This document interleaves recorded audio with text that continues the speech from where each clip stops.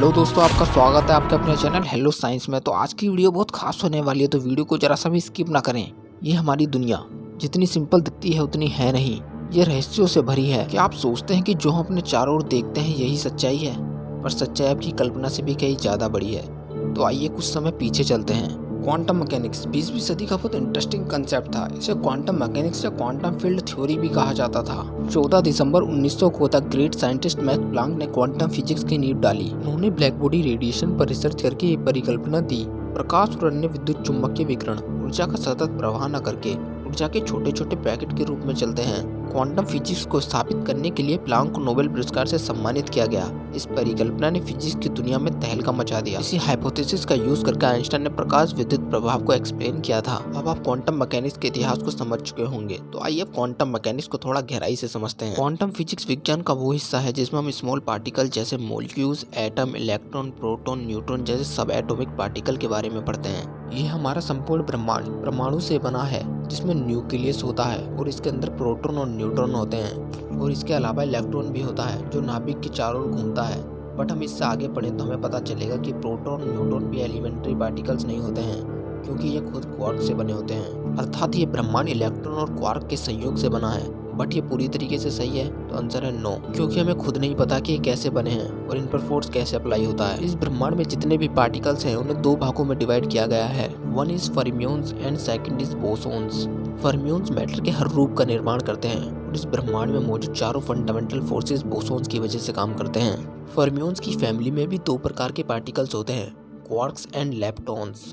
यदि क्वार्क्स की बात करें तो ये 6 प्रकार के होते हैं। तो फैमिली 1 में एक डाउन क्वार्क होता है और एक अप क्वार्क होता है। और फैमिली 2 में एक स्ट्रेंज क्वार्क होता है और एक चार्म क्वार्क होता है। और फैमिली 3 में एक बॉटम क्वार्क होता है और एक टॉप क्वार्क होता है। यही है जो न्यूक्लियस के अंदर प्रोटॉन और न्यूट्रॉन का निर्माण करते हैं। क्वार्क्स स्टेबल नहीं होते हैं, इसलिए वो आपस में मिलकर नए पार्टिकल्स का निर्माण करते हैं, जिन्हें हेड्रॉन्स के नाम से जाना जाता है। हेड्रॉन्स को भी 2 भागों में बांटा गया है। One is mesons and second is baryons. Baryons 3 quark की कॉम्बिनेशन से बनते हैं। प्रोटॉन और न्यूट्रॉन भी बैरियंस में ही आते हैं, क्योंकि प्रोटॉन 2 अप और एक डाउन क्वार्क से मिलकर बनते हैं, जबकि न्यूट्रॉन 2 डाउन और एक अप क्वार्क से मिलकर बने होते हैं। और बाकी बचे 4 क्वार्क आपस में मिलकर नए कॉम्बिनेशंस बनाते हैं, जिससे नए नए पार्टिकल्स का निर्माण होता है। यदि हम लेप्टॉन्स की बात करें तो ये वो पार्टिकल्स होते हैं जो क्वार्क से नहीं बने होते हैं, जैसे इलेक्ट्रॉन, म्यून, ताऊ और न्यूट्रिनो। ये स्टेबल होते हैं, जिनके कारण इन्हें खुद से कंबाइन होने की आवश्यकता नहीं पड़ती है। हाइजेनबर्ग अनसर्टेनिटी प्रिंसिपल ऐसे पार्टिकल्स का प्रेडिक्शन करता है जो बिना किसी कारण के एग्जिस्ट करते हैं, क्योंकि इनके एग्जिस्ट करने की प्रोबेबिलिटी होती है। इन पार्टिकल्स को वर्चुअल पार्टिकल्स कहा जाता है। ऐसे कणों को देखा भी गया है, चाहे ये कितने भी अजीब हों, ये एक खास पैटर्न को फॉलो करते हैं। ये हमेशा जोड़े में आते हैं, जिसमें एक रेगुलर मैटर होता है और एक एंटी मैटर होता है। इसलिए जब इलेक्ट्रॉन बनता है तो ये अपने एंटी मैटर पार्टनर के साथ बनता है,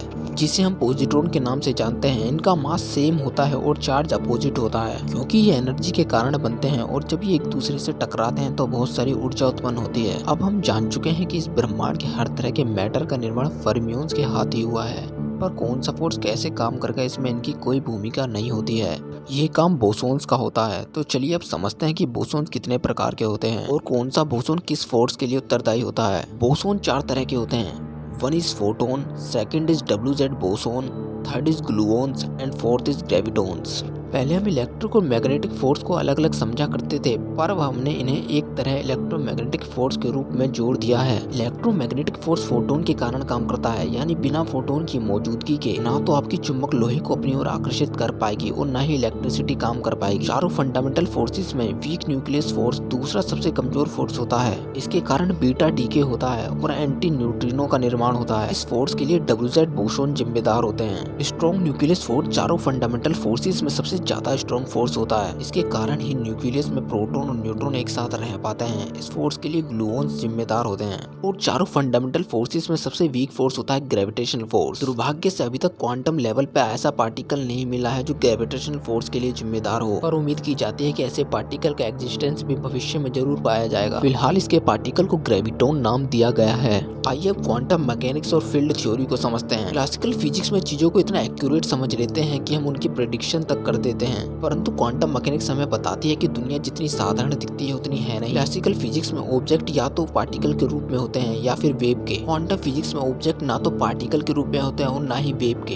वो दोनों के कॉम्बो होते हैं। जब तक हम इन्हें ऑब्जर्व नहीं करते हैं तो इनका फॉर्म अलग होता है, बट जैसे हम इन्हें ऑब्जर्व करते हैं तो या तो ये पार्टिकल के रूप में बदल जाते हैं या फिर वेव में। इसलिए हम क्वांटम मैकेनिक्स में फ्यूचर प्रेडिक्ट नहीं कर सकते हैं, बस हम इनकी प्रोबेबिलिटी बता सकते हैं। क्वांटम फिजिक्स में सभी आउटकम की पॉसिबिलिटी को वेव फंक्शन कहा जाता है और ये माना जाता है कि रियलिटी वेव फंक्शन के रूप में एग्जिस्ट करती है। क्वांटम मैकेनिक्स हमारी असल रियलिटी को बताती है। क्वांटम मैकेनिक्स हमें बताती है कि इस ब्रह्मांड का असली स्वरूप वो नहीं है जो हमें दिखता है, बल्कि इसका असली स्वरूप वो है जो वेव फंक्शन के रूप में एग्जिस्ट करता है।